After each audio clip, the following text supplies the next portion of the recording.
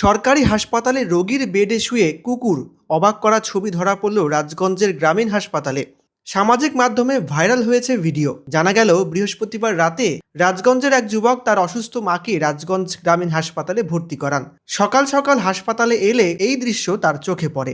তিনি অভিযোগ করেন, হাসপাতালে প্রবেশের সময় নিরাপত্তার দায়িত্বে কাউকেই দেখা যায়নি। ভেতরে কুকুর দিব্যি ঘুমিয়ে রয়েছে রোগীর বেডে। সম্প্রতি আরজিকর হাসপাতালের ঘটনার পর সরকারি হাসপাতালগুলিতে নজরদারি নেই কেন, সেই নিয়ে উঠছে প্রশ্ন। অবশ্য এই ঘটনার সামনে আসতেই হাসপাতাল কর্তৃপক্ষ তড়িঘড়ি পদক্ষেপ করে। ছবি দেখেই ওই বেডের কাপড় পাল্টে দেওয়া হয় এবং ঘর পরিষ্কার করে দেন কর্তৃপক্ষ।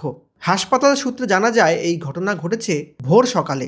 ৬-৭ মিনিটের জন্য ওই কুকুরটি হাসপাতালের বেডে শুয়েছিল। হাসপাতালে নজরদারির জন্য যথেষ্ট কর্মীর অভাব কেন, সেই প্রশ্নের উত্তরে জানা গেল, রাজগঞ্জের নয়া বিধায়ককে ইতিমধ্যেই ৬ জন কর্মীর জন্য আবেদন করা হয়েছে।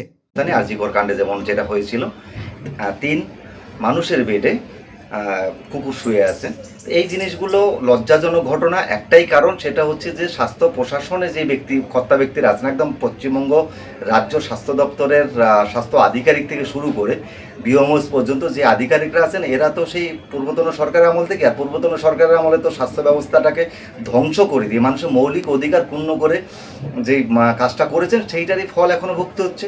আবার যারা এই ময়লা আবর্জনা পরিষ্কার বা সিকিউরিটির দায়িত্বে আছেন বা কর্মবন্ধুদের নিযুক্ত করার দায়িত্বে যে সমস্ত ঠিকাদারি সংস্থা আছেন, তারাও এই সেই পুরনো আমলের লোক।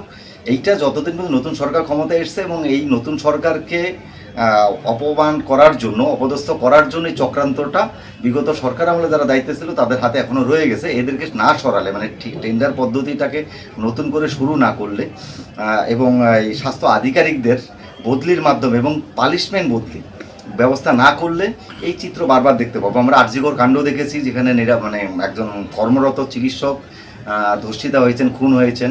আবার কলকাতার বুকে হয়েছিল যে কুকুরের ডায়ালাইসিস হচ্ছে হাসপাতালে, সেই একই জিনিস আমরা এই রাজগঞ্জ হাসপাতালেও দেখছি।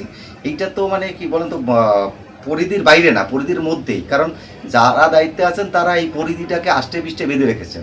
রাজ্য সরকার স্বাস্থ্যমন্ত্রীর কাছে আমরা গ্রিন জলপাইগুড়ির পক্ষ থেকে আবেদন করেছি ইতিমধ্যেই বিভিন্ন মাধ্যমে, যে স্বাস্থ্য আধিকারিকদের সরিয়ে দিয়ে সঠিকভাবে যোগ্য লোকদের, স্বচ্ছ লোকদের এই পদগুলোতে বসানোর জন্য, তবেই স্বাস্থ্যের এই হাল ফিরবে।